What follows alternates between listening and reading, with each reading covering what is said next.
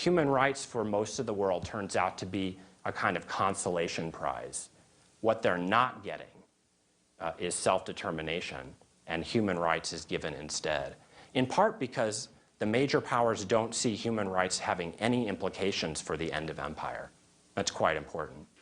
As late as the Universal Declaration of Human Rights, self-determination is not in the idea of human rights. And I think when we look and do a differential history around the world, it shouldn't be surprising that there's such enthusiasm about the Atlantic Charter and almost none about the Universal Declaration outside the North Atlantic zone.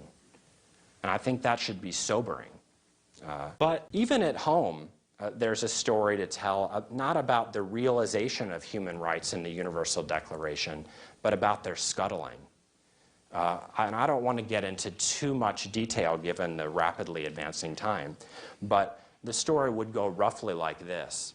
There's lots of idealistic talk once FDR is brought around to the idea of international organization about what it will involve.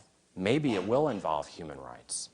But as of 1944, when the first drafts are announced, or leaked actually. So Elliot Blatt says, you'll have to take my nicotine from my cold, dead, nicotine-stained hands. I can't beat that line.